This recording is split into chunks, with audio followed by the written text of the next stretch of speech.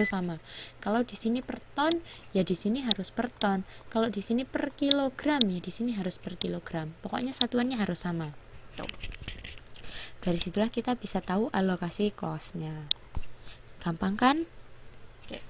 Sampai sini dulu. Apa ada pertanyaan dari kelima jenis metode untuk menentukan cost, untuk memisahkan cost bersama tiap-tiap produk? Kalau tidak ada, saya lanjutkan ke kegiatan belajar 3 modul 8.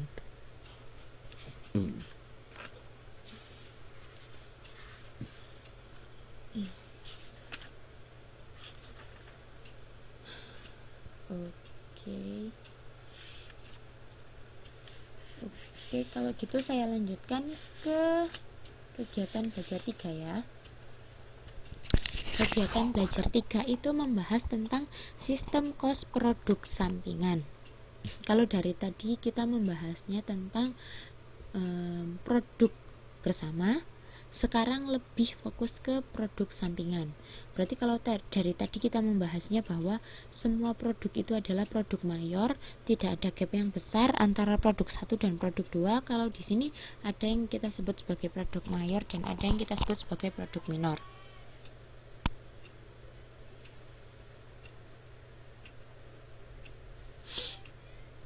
Oke, saya lanjutkan.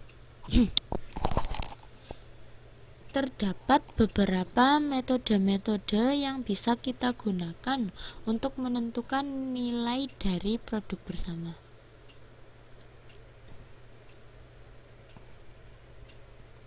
Nah, metodenya ada 1, 2, 3, 4, 5. Ada 5 metode. Yang pertama, metode pendapatan kotor. Yang kedua, metode pendapatan bersih. Yang ketiga, metode kos pengganti. Yang keempat, metode nilai terrealisasikan bersih. Dan metode nilai pasar. Kita akan bahas satu persatu.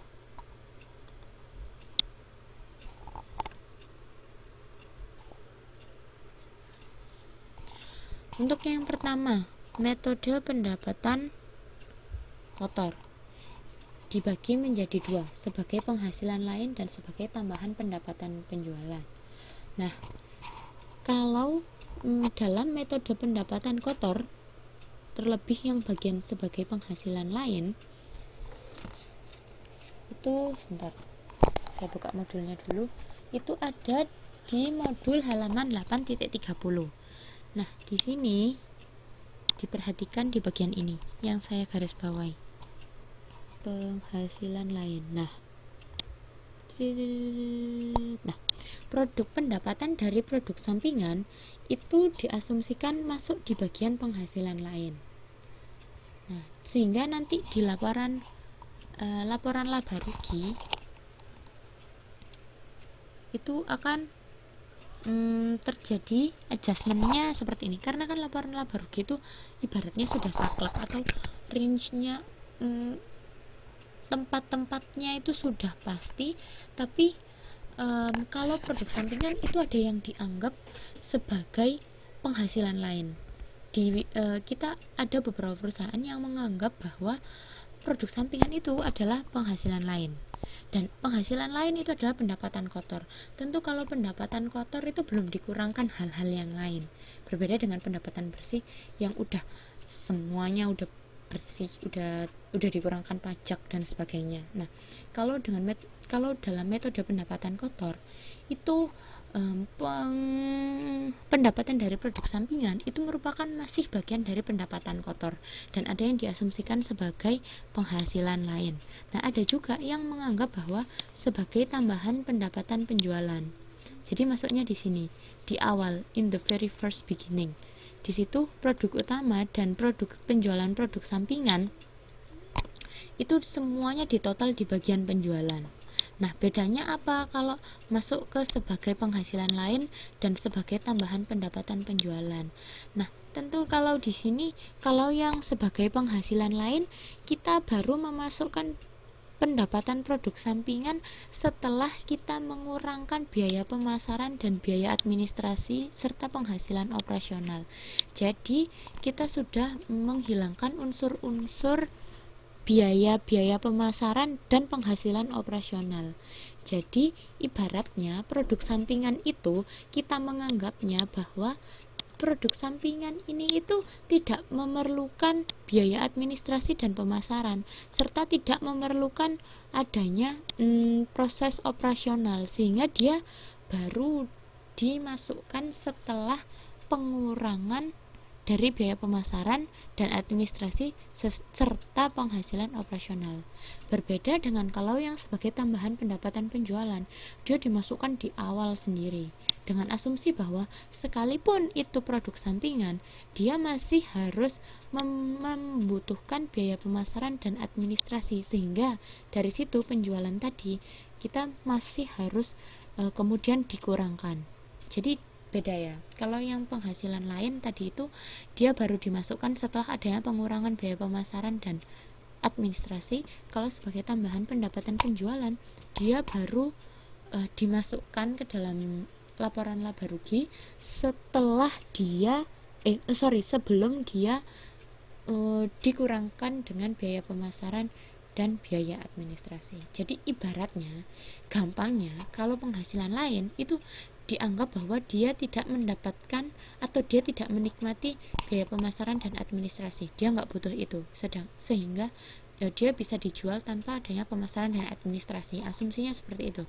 Berbeda dengan sebagai tambahan pendapatan penjualan, dia membutuhkan biaya pemasaran dan administrasi, sehingga ditaruhnya di awal, dianggap setara dengan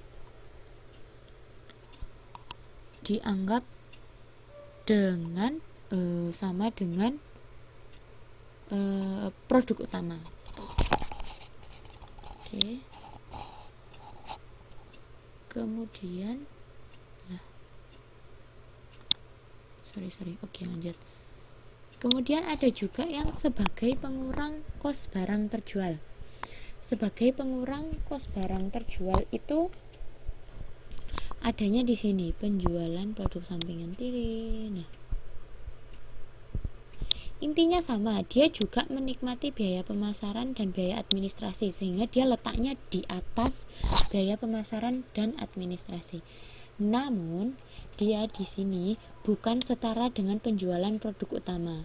Dia sifatnya lebih masuk sebagai kos barang terjual, sehingga dia sifatnya akan mengurangi penjualan. Dia akan mengurangi penjualan. Jadi dia ketimpalan sama penjualan, dianggap tidak setara dengan penjualan produk utama, sehingga dia dianggap masih menikmati biaya pemasaran dan administrasi, namun tidak setara dengan penjualan produk utama, sehingga dia masuknya ke kos barang terjual seperti itu. Sedangkan kalau mengurangi kos produksi itu dia ada di penjualan produk, letaknya sama-sama di kos barang terjual, tapi dia letaknya sebelum kos produksi bersih. Jadi dia setara dengan sediaan awal, setara dengan kos produksi total. Kalau yang di sebagai pengurangan kos barang terjual, letaknya di setelah kos produk tersedia dijual. Ini. Nah, dia letaknya di bawahnya. Kalau yang satunya, kos produk tersedia dijual, itu ada di atasnya. Ini bedanya di situ. Sama-sama dengan asumsi menikmati biaya pemasaran dan administrasi. Kemudian metode yang kedua, metode pengakuan pendapatan bersih. Ini ada di sini. Pendapatan bersih.